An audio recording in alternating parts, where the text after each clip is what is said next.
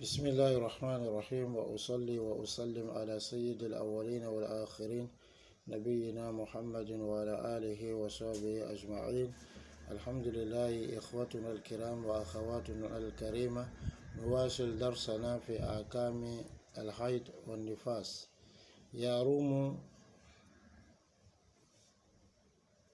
أشياء بالحيض والنفاس، منها الصلاة، لقول النبي صلى الله عليه وسلم لفاطمة بنت أبي جيش رضي الله عنها: إذا أقبلت الحيض فدعي الصلاة، متفق عليه.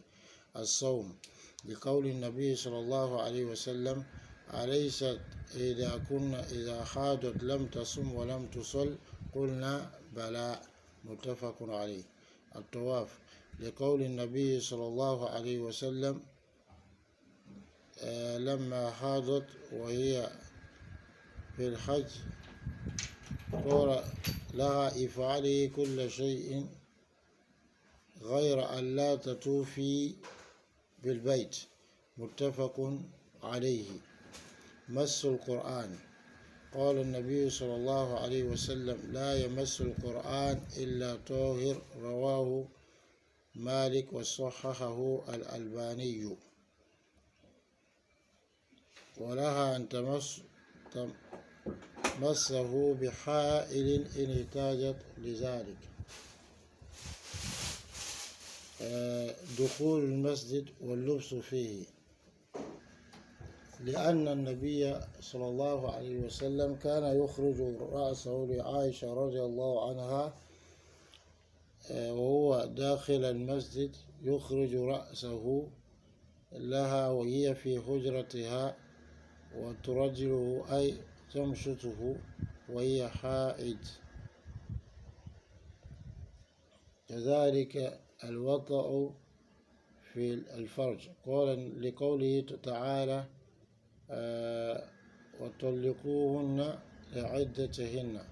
ولقول النبي صلى الله عليه وسلم: اصنعوا كل شيء إلا النكاح، رواه مسلم.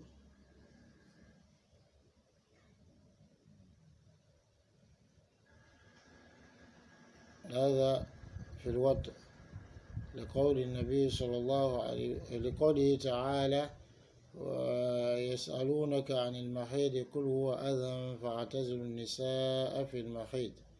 ولقول النبي صلى الله عليه وسلم: اصنعوا كل شيء إلا النكاح، رواه مسلم. الطلاق، لقوله تعالى: فطلقوهن لعدتهن.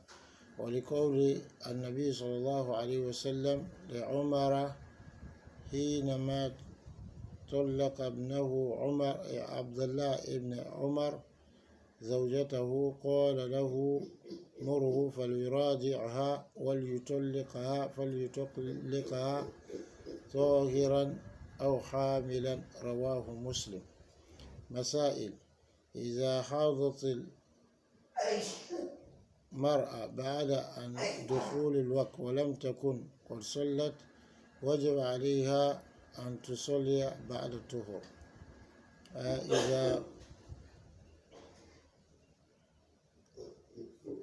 إذا حاضت المرأة نهار يوم صومها بطلت صيامها وعليها أن تقضيه.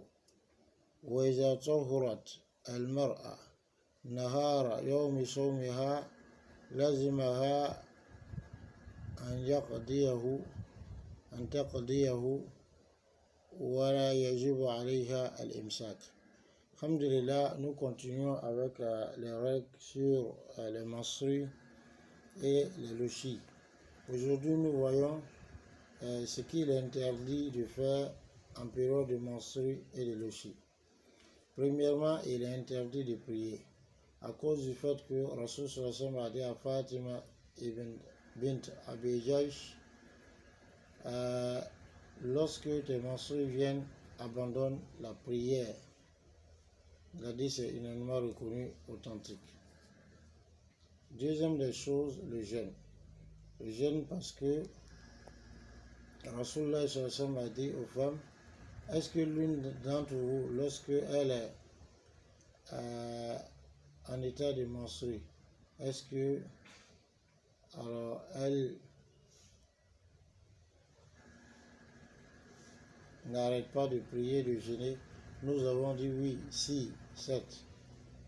Hadith unanimement reconnu, authentique. Donc quand la prière, elle ne rembourse pas, la prière passée dans la période des menstrues, mais quand le jeûne sur l'obligatoire, elle rembourse le jeûne. Et c'est ce que une femme a dit à Aïcha radiallahu anha, mais pourquoi les femmes, lorsqu'elles sont en période de menstrues et qu'elles abandonnent le jeûne et la prière, elles ne remboursent pas la prière, mais elles remboursent le jeûne. Aïcha lui a dit radiallahu anha, aharouriyatin anti, c'était une harouriya, yani les gens de l'Irak, mais elle fait allusion au Khawarij. Pour dire que c'est comme ça, elle lui a dit c'est comme ça on faisait du temps de Rasulullah sallallahu alayhi wa sallam. Troisième des choses, c'est le tawaf. Rasulullah a dit sallallahu alayhi wa sallam à Aïcha radiallahu anha, lorsqu'elle était en état de menstrues et qu'elle était en train d'accomplir son hajj, il lui a dit, faites tout ce que le pèlerin fait, sauf que tu ne fais pas le tour, le tawaf, la circumambulation, le tour donc de la Kaaba. Hadith c'est unanimement reconnu, authentique. Une autre chose, le fait de toucher le Coran. Rasul dit sallallahu alayhi wa sallam, la yamassu al-Qur'an illa tahir. Nul ne doit toucher le Coran si ce n'est que quelqu'un qui est pur. L'hadith est rapporté par Malik et authentifié par Al-Albani. Mais les savants ont dit, si elle a besoin de le toucher dans cette période, en période de menstrues de l'Oshi, alors s'il y a un intermédiaire, comme un bois, ou alors par exemple quelque chose, un pain, sans qu'elle-même le touche directement, il n'y a pas de mal en cela si elle a besoin de cela. Le fait d'entrer dans la mosquée et d'y rester, que ce soit entrer dans la mosquée, s'arrêter ou s'asseoir dedans, cela est interdit pour la femme en état de menstrues, de même que la femme en état de louchi. Et la preuve de cela, c'est le fait que Aïcha radiallahu anha, le prophète sallallahu alayhi wa sallam était à la mosquée, il sortait sa tête et elle, pour que elle puisse peigner ses cheveux alors qu'elle était en état de menstrues. Comment on tire cette preuve? C'est-à-dire qu'il y a une partie de son corps qui entrait dans la mosquée, et comme elle-même n'était pas entièrement assise dans la mosquée, donc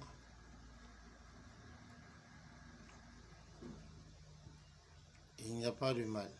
Une autre chose, il est interdit à la femme de traverser la mosquée alors qu'elle est en état de menstrues ou de louchi, si elle n'est pas à l'abri donc de salir la mosquée.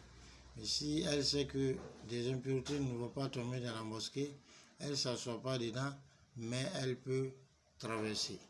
Une autre chose, c'est le rapport sexuel. Allah dit subhanahu wa ta'ala, il interroge au sujet des menstrues, dit que c'est un tort et qu'à séparez-vous des femmes durant les menstrues. Donc même chose pour les louchis. Maintenant, la séparation, en fait, c'est le rapport sexuel, sinon tous les autres actes ne sont permis. Et Rasul dit, sallallahu alayhi wa sallam, comme c'est venu d'un musulman, isna'u kulla shay'in illa nikah, faites toutes choses sauf un nikah, c'est-à-dire le rapport sexuel. Ensuite,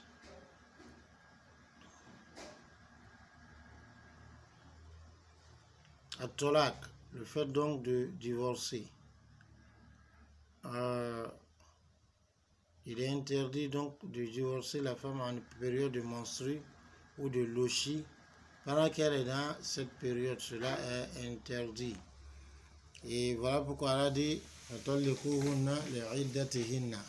donc divorcer-les. Donc, j'ai dit à la fin de leur menstrues.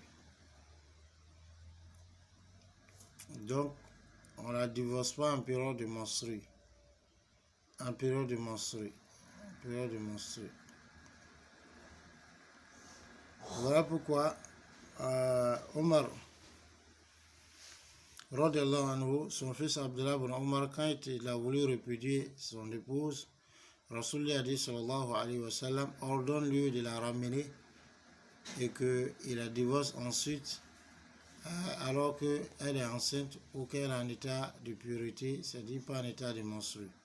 Donc la règle consiste à prononcer le divorce en période, ce qui est sunna, en période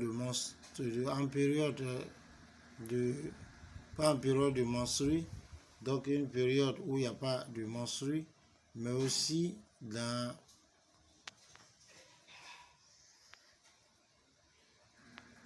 une période de pureté dans laquelle le mari n'a pas eu de rapport sexuel avec elle. Donc elle n'a pas de rapport sexuel pendant cette période de pureté, et puis c'est encore en période de pureté, donc à ce moment, il prononce le divorce. Sinon, il n'est pas permis de prononcer un tel divorce. Donc voilà un peu un certain nombre de choses qu'il faut savoir sur ce qui est interdit en période de menstru et de lucie. La dernière question à voir, c'est de savoir si la femme en période de menstru, c'est-à-dire l'heure, il est l'heure de la prière, avant que ces menstrues ne viennent, et qu'elle n'a pas prié, si les menstrues viennent, quand ça va s'interrompre, après ce temps, lorsqu'elle sera en état de pureté, elle sera obligée de rembourser cette prière, puisqu'elle était déjà dans le temps de la prière avant que le menstru n'intervienne.